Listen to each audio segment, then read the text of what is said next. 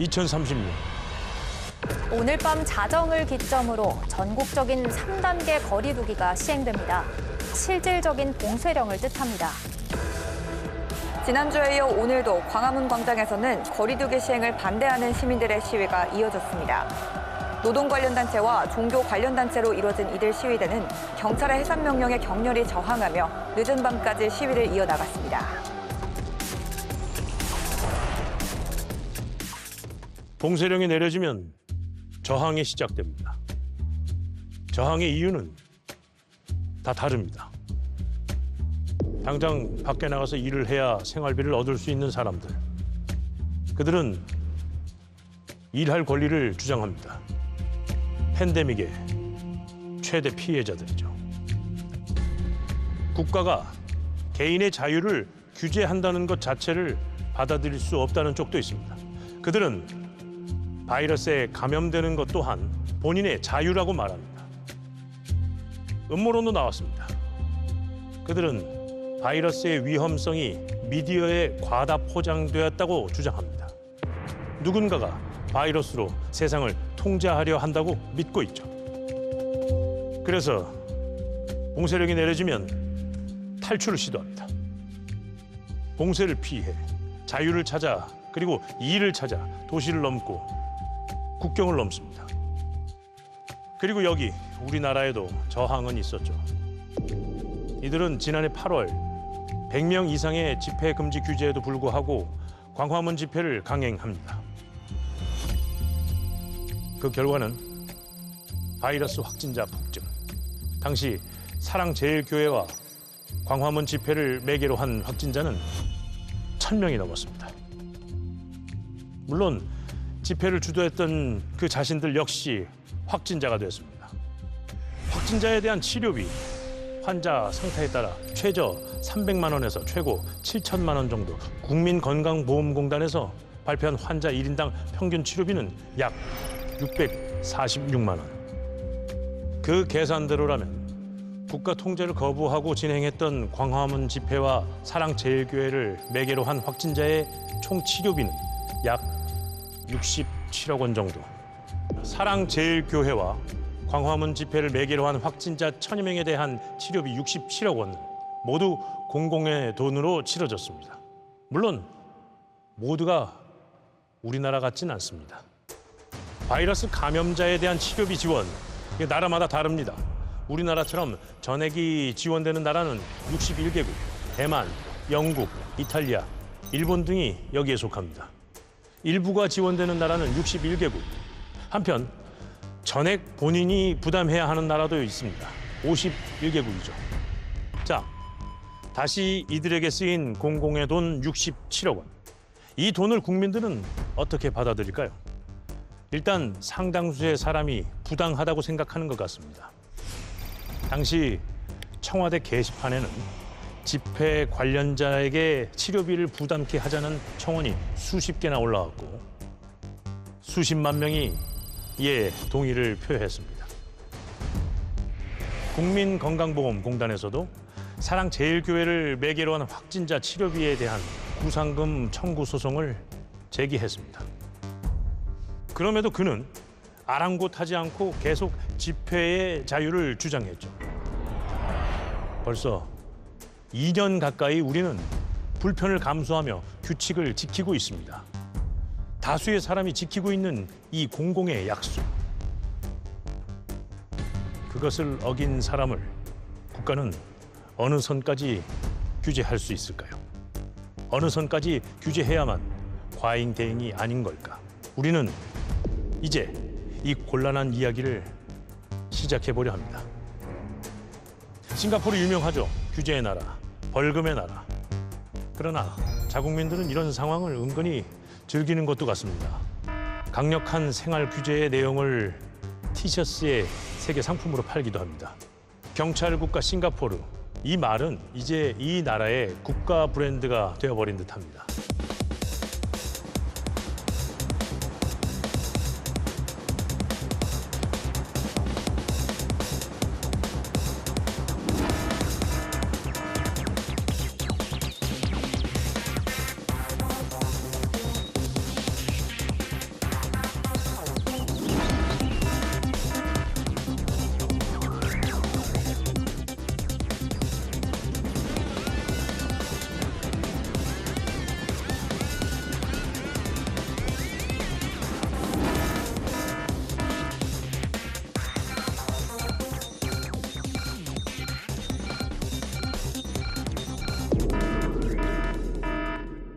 언제나 그렇듯 인내는 쓰지만 그 열매는 달죠. 그들은 이 많은 규제를 받아들인 대신 치안이 안전한 나라라는 평판을 얻었습니다. 그리고 팬데믹이 왔습니다. 세계 시민들은 이제 저 정도와는 비교할 수 없을 정도로 더 강하고 더 엄격한 통제를 일상적으로 경험합니다. 방역 수칙을 지킨다는 것은 누구에게나 고통입니다. 그러나 그것을 잘 받아들인 쪽과 그렇지 않은 쪽, 결과는 확연히 달랐습니다. So when the European Union, for instance, started to close its borders or to begin fighting the pandemic more than 2 months too late, beer festivals in Munich or Carnival in my region. But France could have done that, and unfortunately, even if some people, including me, proposed to do that and to have a war economy and mobilization and state control on everything, we preferred for a while to be less disciplined, which was a terrible mistake. Too late became clear that we were dealing with something that was a little bit different and a lot more complicated to stop. 어느 나라나 마찬가지입니다. 국가가 개인의 자유를 규제한다는 결코 쉬운 결정이 아닙니다. 그러나 아이러니하게도 그 규제가 늦어진 나라일수록 바이러스는 더 광범위하게 확산되고 그럴수록 봉쇄령의 수준은 더 높아졌습니다. 좀 더 일찍 통제를 받아들인 쪽은 견뎌야 할 고통이 짧았던 셈. It's incapable of taking the right kinds of measures at the right time. So what we see here is a fundamental incompatibility of certain democratic processes and certain necessary ways of reacting to facts. 딜레마는 또 있습니다. 바이러스의 확산을 막기 위해서 우리가 내놓아야만 하는 게 하나 더 있죠. 바로 나의 개인정보. 제가 어디를 가든 도착하자마자 맨 먼저 해야 하는 일, 제 전화번호를 수기로 남기거나 특정한 번호로 전화를 하거나 핸드폰 속의 QR코드를 꺼내 단말기에 댑니다. 제가 이곳에 다녀갔다는 기록을 남기는 겁니다. 현재 우리나라 시스템에서 확진자 1명의 이동 경로를 파악하는 데 드는 시간은 단 10분. 몇 시에 어디를 가서 얼마나 머물렀는지 모두가 드러납니다. 그와 동시에 이 사람이 머물렀던 공간에 함께 있었던 모든 이에게 확진자가 발생됐다는 사실이 통보되죠. 그에 따라 사람들은 즉각적으로 자신의 감염 여부에 대처할 수 있게 됩니다. 팬데믹 초기 일부 국가들은 확진자의 개인정보 추적에 강한 거부 반응을 보였습니다. 큰 소리는 쳤지만 그들 역시 뾰족한 수는 없었죠. 지금은 거의 모든 나라가 개인정보를 활용해 바이러스의 감염 경로를 관리하고 있습니다. Use science and technology to inform the population about the risk, increase, the spending in the healthcare system, and then that's the pandemic, right? And then there's contingency, right? No one will be able to control the pandemic. We can avoid social control. And I think this control is relatively still innocent. The control done on behalf of pandemic. 다 좋습니다. 우리는 그 모든 것을 감내하기로 약속했습니다. 바이러스의 확산을 막아야 한다는 공공의 이익을 위해 우리는 기꺼이 개인의 정보를 제공합니다. 모든 나라는 공히 팬데믹을 이유로 취득한 개인정보를 일정 기간이 지나면 폐기 처분할 것을 약속하고 있습니다. 그러나 세상에는 가끔 예측하지 못한 일들이 발생하기도 하죠. 만약 이런 정보 수집이 팬데믹 이후에도 계속된다면 어떻게 될까? And where do we draw the line? And once we open this Pandora's box of monitoring citizens, will government stop doing it after the pandemic is over?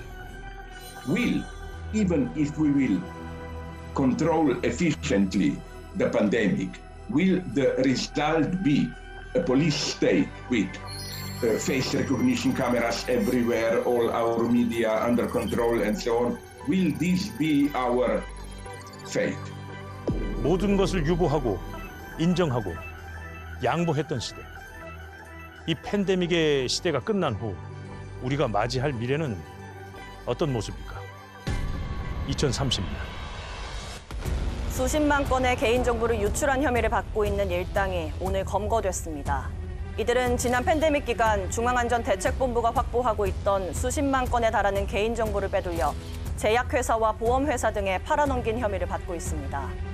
경찰은 공범이 더 있을 걸로 보고 수사를 계속하고 있는 가운데 이들의 추가 범죄도 계속 수사하고 있습니다. 시민 10명이 모여 만든 시민단체가 오늘 헌법 소원을 제기했습니다. 자신들을 헌법의 자유권 보장을 위한 시민대책위원회라고 소개한 이들은 팬데믹 기간에 국가가 광범위하게 개인정보를 사용한 것이 헌법에 위배된다고 보고 헌법 소원에 나섰다고 밝혔습니다. 잠시 대표자의 말 들어보겠습니다. 우리는 개인의 자유를 보장한 우리 헌법 정신이 너무도 손쉽게 파괴된 것에 당혹스러움을 금치 못한다. 우리는 팬데믹 기간에 국가가 사용한 개인정보가 바이러스의 확산을 막고 수많은 시민들의 생명을 살리는 등 공공의 이익에 부합했다는 것을 모르는 바는 아니다. 그럼에도 과연 우리의 자유권은 어디까지 요구될 수 있는가? 이 작은 행동이 우리 사회가 본격적인 토론에 들어가는 작은 씨앗이 되길 바란다. 예, 이제 바로 그 이야기를 해보려 합니다. 개인의 자유권과 국가의 통제에 관한 이야기. 파놉티콘, 18세기 영국의 공리주의 사상가가 설계했다는 원형 감옥.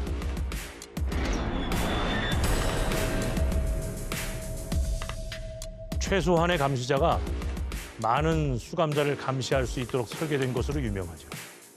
최소의 비용으로 최대의 효과를 낼 수 있는 감시와 통제 방법. 팬데믹은 이 오래된 원형 감옥의 용어를 다시 소환했습니다.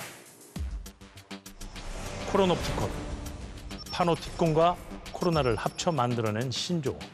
지난해 봄 영국의 주간지 이코노미스트에 처음 등장한 말입니다. 기사는 경고로 가득 차 있습니다.